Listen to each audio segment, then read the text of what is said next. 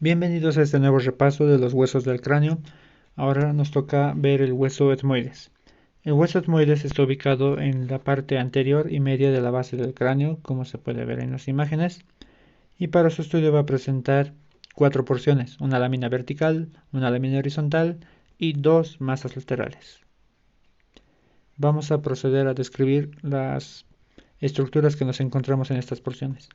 Primeramente, la lámina vertical va a estar dividida por la lámina cribosa a manera de cruz en dos porciones: una porción superior, que se denomina como la apófisis cristagalli, y una porción inferior denominada como la lámina perpendicular.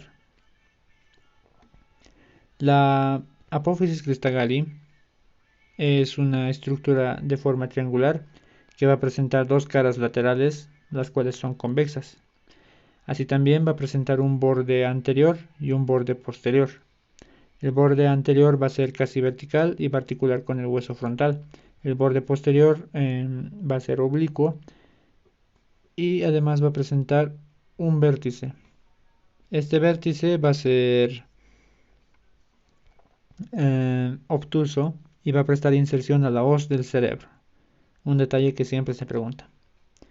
Tenemos además la lámina perpendicular, la cual es pentagonal y va a tener, como todo pentágono, cinco bordes: un borde superior, un borde anterior, un borde antero inferior, un borde postero inferior, un borde posterior y un borde superior.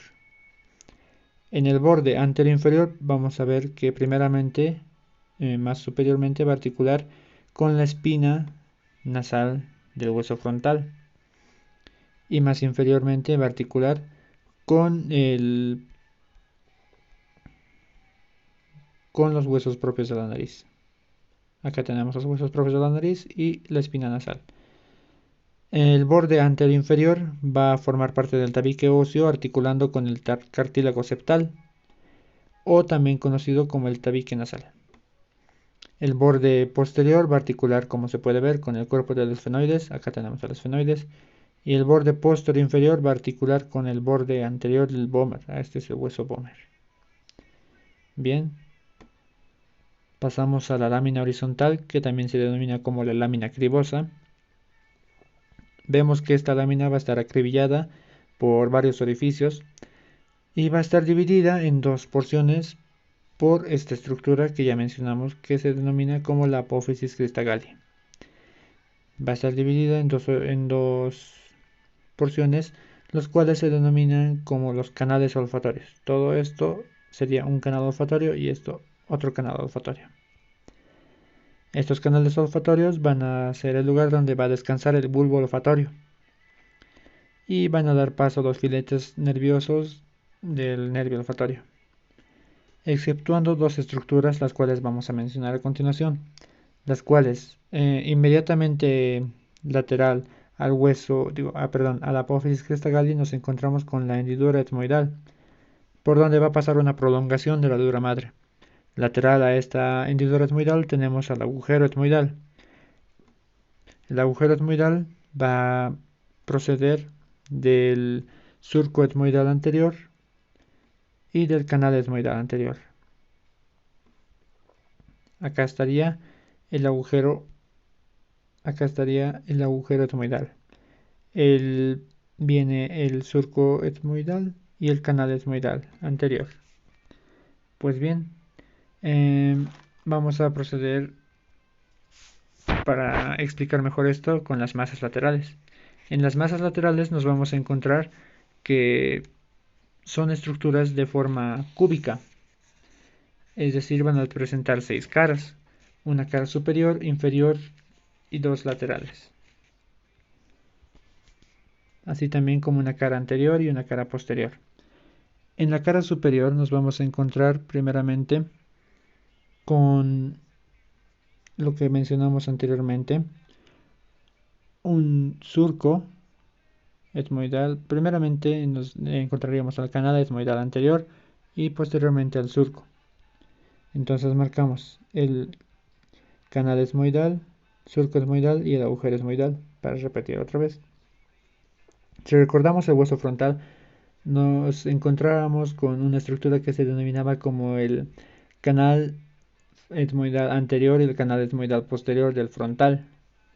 Estos se denominan como canal etmoidal anterior y este canal etmoidal posterior.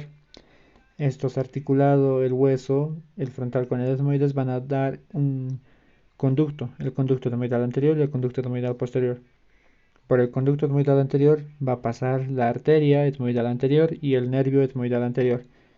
Y por el canal etmoidal, conducto etmoidal posterior va a pasar la arteria etmoidal posterior y el nervio etmoidal posterior.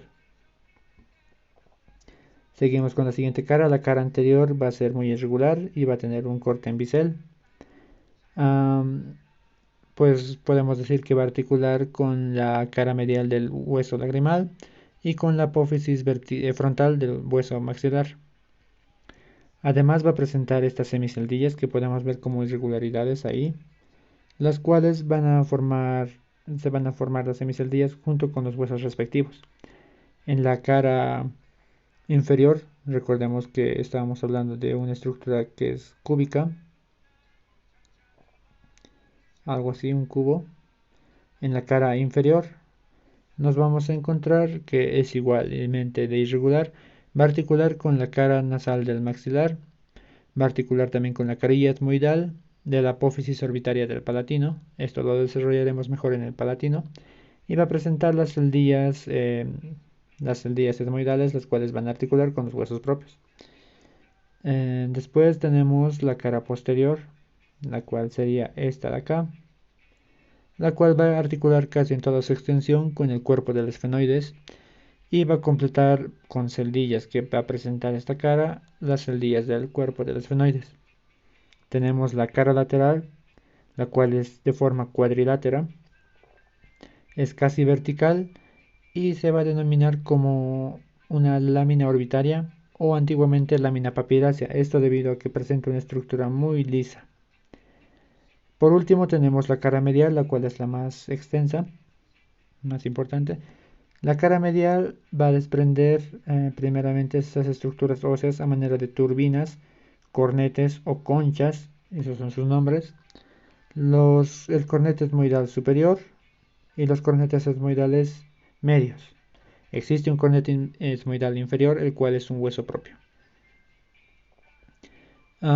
Pues bien, el espacio entre estos cornetes se va a denominar como meato. Un meato superior, inferior al cornete superior, y un meato inferior, el cual va a ser inferior al cornete medio. Un meato medio, meato superior. Bueno, pasamos a describir. Podemos encontrar, acá tenemos la vista lateral de los cornetes. Este sería el cornete superior y el cornete medio. Existen varios cornetes, los cuales pueden ser como supernumerarios, los cuales se denominarían primeramente un cornete a este nivel, el cual sería el cornete supremo o de Santorini, y un cuarto cornete, el cual se denominaría como el cornete de Zuckerkant. Podemos apreciar la estructura del cornete medio, el cual presenta primeramente una forma oblicua de superior y posterior, y después va a descender a partir de este punto y va a formar una línea oblicua igualmente posterior e inferior. Tenemos en la teoría que el cornete superior va a partir de la línea de la porción media del cornete subyacente. ¿Qué más podemos destacar en estas estructuras? Pues tendríamos que pasar a la siguiente diapositiva y nos encontramos con esta estructura ósea, la cual se denomina como la apófisis unciforme. Esta apófisis unciforme desprende de la parte anterior del cornete medio y va a dirigirse oblicuamente inferior y posteriormente.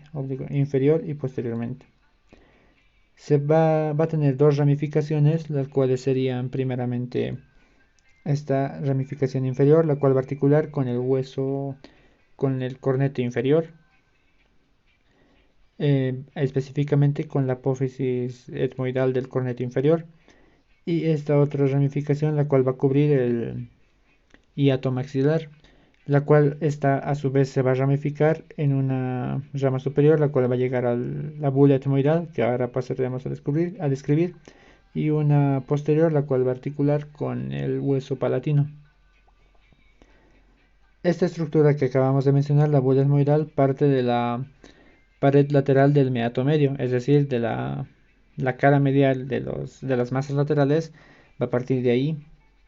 Es una celdilla, la cual va a ser una forma de, la manera de una montaña, lo podemos describir más o menos, el cual va a presentar junto con el cornete el surco retrobular, el cual estamos viendo en esta porción.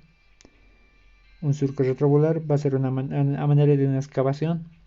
También tenemos el hiato semilunar, el cual va a estar comprendido, va a ser el espacio comprendido entre la bula etmoidal y la apófisis unciforme. A este espacio de acá lo denominaríamos como hiato semilunar. Otra estructura que podemos mencionar acá es la trabécula uncibular, la cual es una laminilla ósea delgada que va, que va a formar parte de la trabécula uncibular y de la bula etmoidal, separando estas dos estructuras. Estas serían las estructuras más importantes del hueso etmoides. Espero que les haya servido. Muchas gracias.